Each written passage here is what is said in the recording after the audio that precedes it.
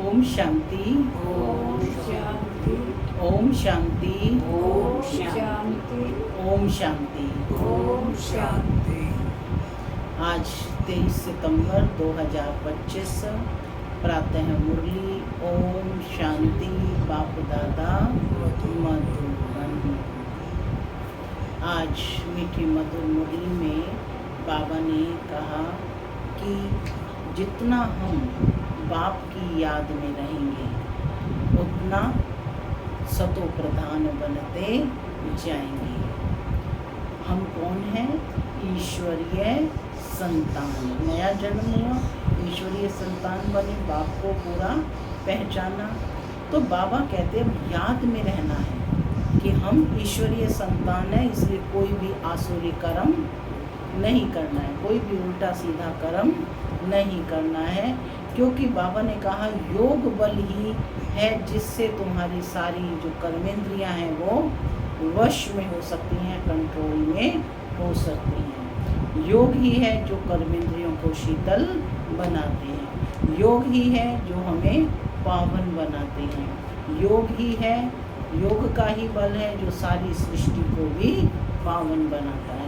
इसलिए बाबा ने कहा जितना हो सके याद की यात्रा में रहो, शुद्ध भोजन करो, युक्ति से चलो, और बाबा ने कहा अपने बिहेवियर पर, व्यवहार पर पूरा ध्यान रखो, नम्रता से व्यवहार करो।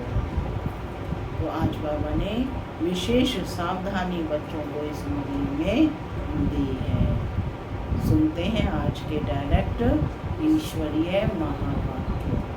ओम शांति।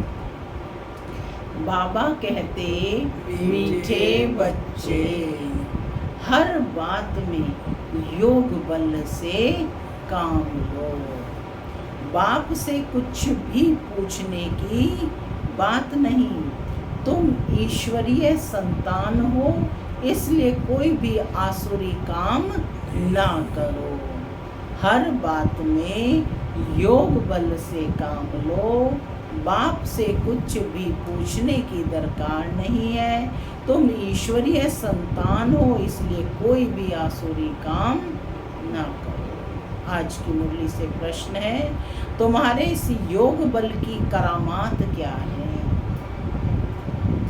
तुम्हारे इस योग बल की करामात क्या है? क्या है योग बल की करामात? बाबा की याद में रहते हैं, और क्या करामात है? पावन बन गए हैं। सुनते हैं बाबा का उत्तर। बाबा कहते यही योग बल है जिससे तुम्हारी सब कर्मेंद्रियां वश हो जाती हैं। योग बल के सिवाय तुम पावन बन नहीं सकते। योग बल से ही सारी सृष्टि पावन बनती है, इसलिए पावन बनने के लिए व भोजन को शुद्ध बनाने के लिए याद की यात्रा में रहो, युक्ति से चलो, नम्रता से व्यवहार करो। ओम शांति। रूहानी बाप।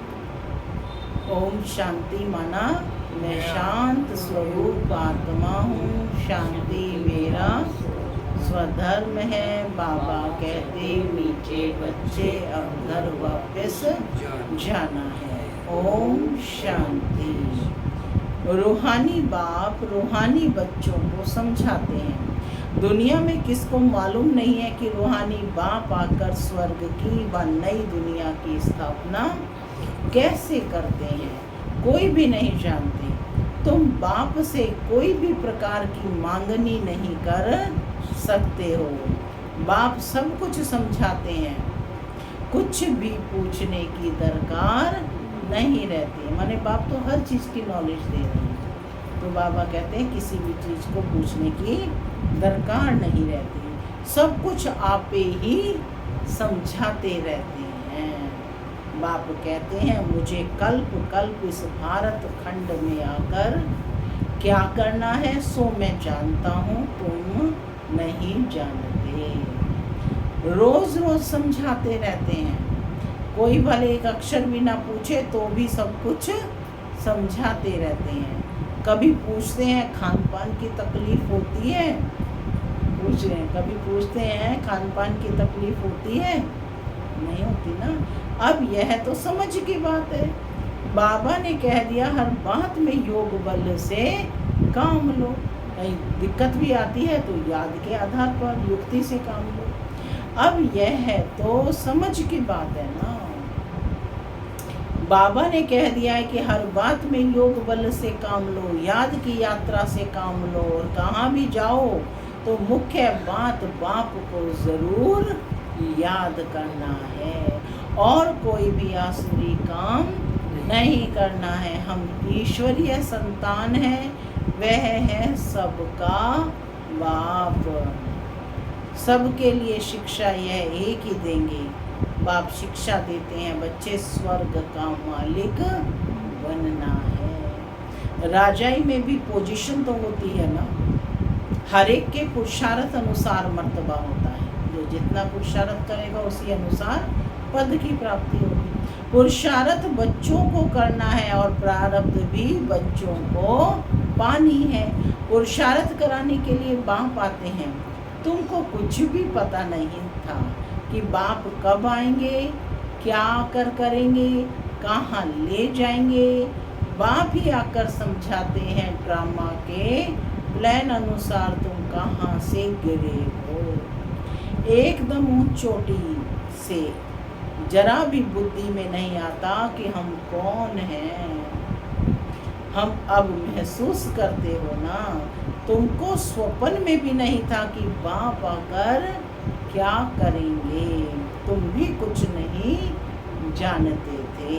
अब बाप मिला हुआ है तो समझते हो, ऐसे बाप के ऊपर तो न्योछावर होना पड़े।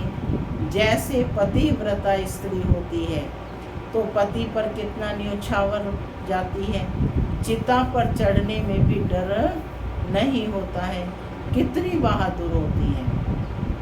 आगे चिता पर बहुत चढ़ती थी, यहाँ बाबा तो ऐसी कोई तकलीफ नहीं देते हैं। ना बल नाम ज्ञान चिता है, परंतु जलने करने की कोई बात नहीं।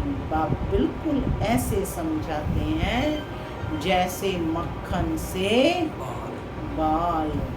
बच्चे समझते हैं बरोबर जन्म जन्मांतर का सिर पर बोझा है, कोई एक अजामिल नहीं है।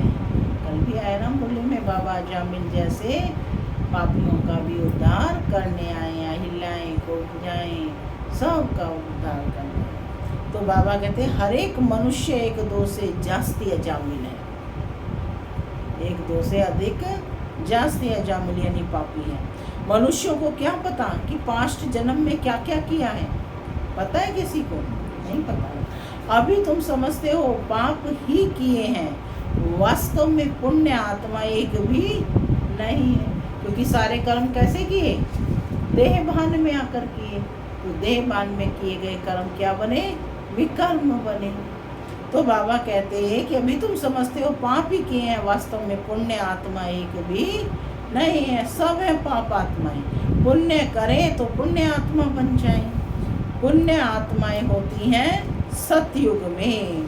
कोई ने हॉस्पिटल आदि बनाई, सो क्या हुआ? सीढ़ी उतरने से थोड़े ही बच जाएगा, है ना? चढ़ती कला तो नहीं होती है ना, गिरते ही जाते हैं। यह पाप तो ऐसा बिलबेड है, यानी सर्वप्रिय है, जिस पर कहते हैं जीते जी न्योछावर जाएं, क्योंकि पतियों का पति है, बापों का बाप सबसे ऊंच है। बच्चों को अभी बाप जगा रहे हैं। क्या कहा बाबा ने?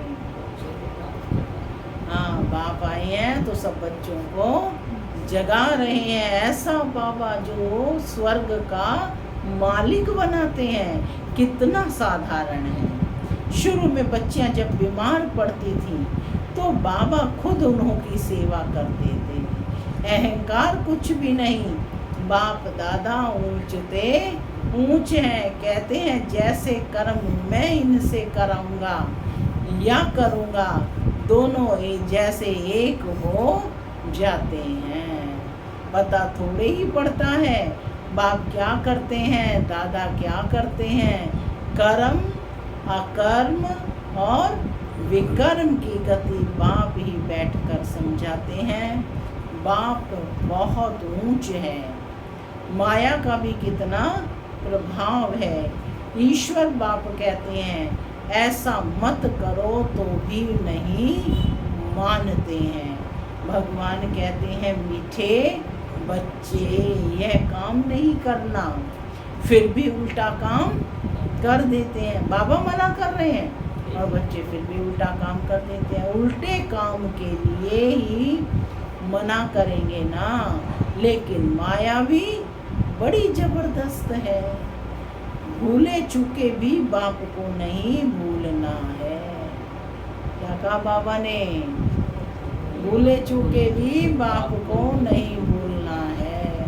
कुछ भी करें, मारें अथवा कूटें, ऐसा कुछ बाप करते नहीं है, परंतु यह एक्सट्रीम में कहा जाता है। गीत भी है तुम्हारे दर को कभी नहीं छोड़ेंगे, चाहे कुछ भी कहो। बाहर में रखा ही क्या है। बुद्धि भी कहती है जाएंगे कहाँ, बाप बादशाही देते हैं, फिर थोड़े ही कभी मिलती है। ऐसे थोड़े ही कि दूसरे जन्म में कुछ मिल सकता है, नहीं। यह पारलौकिक बाप है जो बेहद सुख धाम का तुमको मालिक बनाते हैं। बच्चों को दैवी गुण भी धारण करने हैं, सो भी बाप राय देते हैं। अपना पुलिस आदि का काम भी करो, नहीं तो डिसमिस कर देंगे। अपना काम तो करना ही है, माने अपनी जो सर्विस कर रहे हैं, लौकिक सर्विस, वह तो करनी ही है। आंख दिखानी पड़ती है, जितना हो सके प्रेम से काम लो, नहीं तो युक्ति से आंख दिखाओ। हाथ नहीं चलाना है। बाबा के कितने ढेर बच्चे हैं, बाबा को भी बच्चों का होना यानी ख्याल रहता है ना। मूल बात है पवित्र रहना। जन्म जन्मांतर तुमने पुकारा है ना, हे पतित पावन आकर हमको पावन बनाओ, परंतु अर्थ कुछ भी नहीं समझते। बुलाते हैं तो जरूर पतित हैं, नहीं तो बुलाने की दरकार नहीं, पूजा की भी दरकार नहीं। बाप समझाते हैं तुम अबलाओं पर कितने अत्याचार होते हैं, सहन करना ही है। युक्तियाँ भी बतलाते रहते हैं कि बहुत नम्रता से चलो। बोलो आप तो भगवान हो, फिर यह क्या मांगते हो। हथियाला बांधते समय कहते हैं मैं तुम्हारा पति, ईश्वर, गुरु सब कुछ हूँ, अब मैं पवित्र रहना चाहती हूँ, तो तुम रोकते क्यों हो। भगवान को तो पतित पावन कहा जाता है ना। आप ही पावन बनने वाले बन जाओ। ऐसे प्यार से नम्रता से बात करनी चाहिए। क्रोध करे तो फूलों की वर्षा करो, मारते हैं फिर अफसोस भी करते हैं। जैसे शराब पीते हैं तो बड़ा नशा चढ़ जाता है, अपने को बादशाह समझते हैं, तो यह विष भी ऐसी चीज़ है बात मत पूछो। पछताते भी हैं, दरवाज़ा खोलो ना ये, परंतु आदत पड़ी है तो वह टूटती नहीं है। एक दो बार विकार में गया, बस नशा चढ़ा, फिर गिरते रहेंगे। जैसे नशे की चीज़ें खुशी में लाती हैं, विकार भी ऐसे हैं। यहाँ पे बड़ी मेहनत है। सिवाय योग बल के कोई भी कर्मेंद्रियों को वश नहीं कर सकते। योग बल की ही करामात है, तब तो नाम मशहूर है। बाहर से आते हैं यहाँ योग सीखने, शांति में बैठे रहेंगे, घर बार से दूर हो जाते हैं। वह तो है आधा कल्प के लिए आर्टिफिशियल शांति, किसको सच्ची शांति का मालूम ही नहीं। बाप कहते हैं बच्चे तुम्हारा स्वधर्म ही है शांत। इस शरीर से तुम कर्म करते हो, जब तक शरीर धारण ना करें तब तक आत्मा शांत रहती है, फिर कहाँ ना कहाँ जाकर प्रवेश करती है। यहाँ तो फिर कोई कोई सूक्ष्म शरीर से धक्के खाती रहती है, वह छाया के शरीर होते हैं। कोई दुख देने वाले होते हैं और कोई अच्छे होते हैं। यहाँ भी कोई भले मनुष्य होते हैं जो किसको दुख नहीं देते हैं, कोई तो बहुत दुख देते हैं, कोई जैसे साधु महात्मा होते हैं। बापू समझाते हैं मीठे मीठे सिक्की लदे बच्चों, तुम 5000 वर्ष के बाद फिर से आकर मिले हो, क्या लेने के लिए? बाप ने बताया है कि तुमको क्या मिलने का है। बाबा आपसे क्या मिलना है यह तो प्रश्न ही नहीं। आप तो हो ही है बिल्ली गॉड फादर, नई दुनिया के रचयिता, तो ज़रूर आपसे बादशाही मिलेगी। बाप कहते हैं थोड़ा भी कुछ समझ कर जाते हैं तो स्वर्ग में ज़रूर आ जाएंगे। हम स्वर्ग की स्थापना करने आए हैं। बड़े से बड़ा आसामी है भगवान और प्रजापिता ब्रह्मा। तुम जानते हो विष्णु कौन है और कोई को भी पता नहीं है। तुम तो कहेंगे हम इनके घराने के हैं। यह लक्ष्मी नारायण तो सतयुग में राज्य करते हैं। यह चक्र आदि वास्तव में विष्णु के थोड़े ही हैं। यह अलंकार हम ब्राह्मणों के हैं। अभी यह नॉलेज है, सतयुग में थोड़े ही यह समझाएंगे। ऐसी बातें बताने की कोई में ताकत नहीं है। तुम इस 84 के चक्र को जानते हो, इनका अर्थ कोई समझ ना सके। बच्चों को बाप ने समझाया है, बच्चे समझ गए हैं। हमको तो ये अलंकार शोभते नहीं है। हम अभी शिक्षा पा रहे हैं, पुरुषार्थ कर रहे हैं, फिर ऐसे बन जाएंगे। स्वदर्शन चक्र फिराते फिराते हम देवता बन जाएंगे। स्वदर्शन चक्र अर्थात रचयिता और रचना के आदि मध्य अंत को जानना है। सारी दुनिया में कोई भी यह समझा नहीं सकते कि यह सृष्टि का चक्कर कैसे फिरता है। बाप कितना सहज कर समझाते हैं। इस चक्र की आयु इतनी बड़ी तो हो नहीं सकती। मनुष्य सृष्टि का ही समाचार सुनाया जाता है कि इतने मनुष्य हैं। ऐसे थोड़ी बताया जाता है कि कुछे कितने, कछुए कितने हैं, मछलियाँ आदि कितनी हैं। मनुष्यों की ही बात है। तुमसे भी प्रश्न पूछते हैं, बाप सब कुछ बतलाते रहते हैं, सिर्फ उस पर पूरा ध्यान देना है। बाबा ने समझाया है योग बल से तुम सृष्टि को पावन बनाते हो, तो क्या योग बल से खाना शुद्ध नहीं हो सकता? याद से कैसे हो जाएगा? खाना शुद्ध हो सकता है। अच्छा तुम तो ऐसे बने हो, फिर कोई को आप समान बनाते हो क्या? अभी तुम बच्चे समझते हो कि बाप आया है स्वर्ग की बादशाही फिर से देने, तो इनको रिफ्यूज नहीं करना है। विश्व की बादशाही रिफ्यूज की तो खत्म, अब नहीं तो कभी नहीं। फिर रिफ्यूज यानी किचड़े के डब्बे में जाकर पड़ेंगे। यह सारी दुनिया है किचड़ा, तो इनको रिफ्यूज ही कहेंगे। दुनिया का हाल देखो क्या है। तुम तो जानते हो विश्व के मालिक बनते हैं। यह किसी को पता नहीं है कि सतयुग में एक ही राज्य था, मानेंगे नहीं। अपना घमंड रहता है तो फिर जरा भी सुनते नहीं हैं, कह देते हैं यह सब आपकी कल्पना है। कल्पना से ही यह शरीर आदि बना हुआ है। अर्थ कुछ नहीं समझते, बस यह ईश्वर की कल्पना है।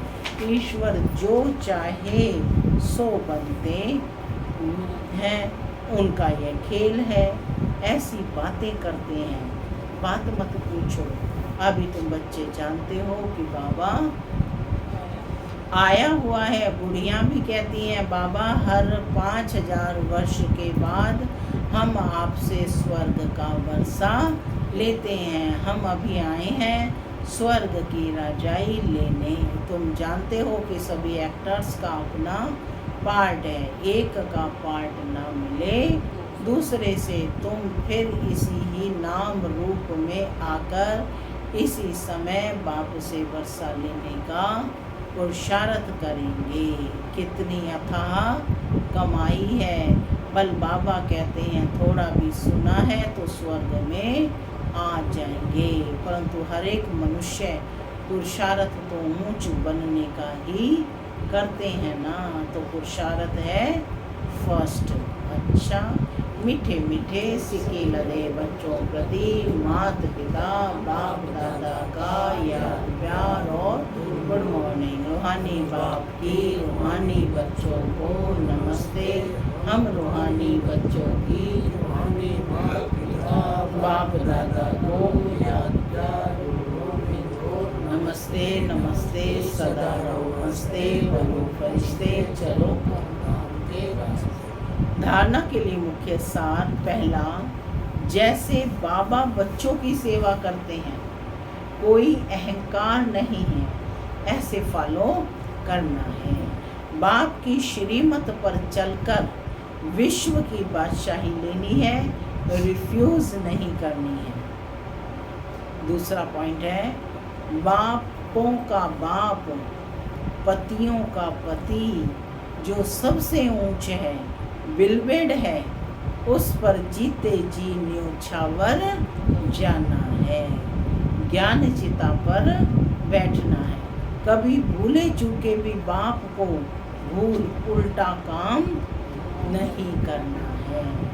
आज का वरदान है, खुशियों के अखुट खजाने से भरपूर सदा बेफिक्र बादशाह भव। खुशियों के अखुट खजानों से भरपूर सदा बेफिक्र बादशाह भव।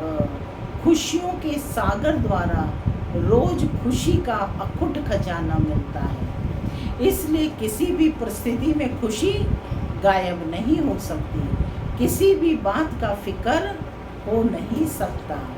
ऐसे नहीं, प्रॉपर्टी का क्या होगा, परिवार का क्या होगा, परिवर्तन ही होगा ना। पुरानी दुनिया में कितना भी श्रेष्ठ हो, लेकिन सब पुराना ही है, इसलिए बेफिक्र बन गए। जो होगा अच्छा होगा। ब्राह्मणों के लिए सब अच्छा है, बुरा भी, कुछ भी बुरा नहीं। आपके पास यह ऐसी बादशाही है जिससे कोई भी छीन नहीं सकता। स्लोगन है, इस संसार को एक अलौकिक खेल और परिस्थितियों को खिलौना मानकर चलो तो कभी निराश नहीं होंगे। इस संसार को एक अलौकिक खेल और परिस्थितियों को खिलौना समझकर चलो तो कभी निराश नहीं होंगे। अव्यक्त इशारे, अब लगन की अग्नि को प्रज्वलित कर योग को ज्वाला रूप बनाओ। लास्ट सो फास्ट पुरुषार्थ ज्वाला रूप का ही रहा हुआ है। पांडवों के कारण यादव रुके हुए हैं। पांडवों की श्रेष्ठ शान, रूहानी शान की स्थिति यादवों के परेशानी वाली स्थिति को समाप्त करेगी। तो अपनी शान से परेशान आत्माओं को शांति और चैन का वरदान दो। अपनी शान से परेशान आत्माओं को शांति और चैन का वरदान दो। ज्वाला रूप अर्थात लाइट हाउस और माइट हाउस स्थिति को समझते हुए इसी पुरुषार्थ में रहो। ओम शांति।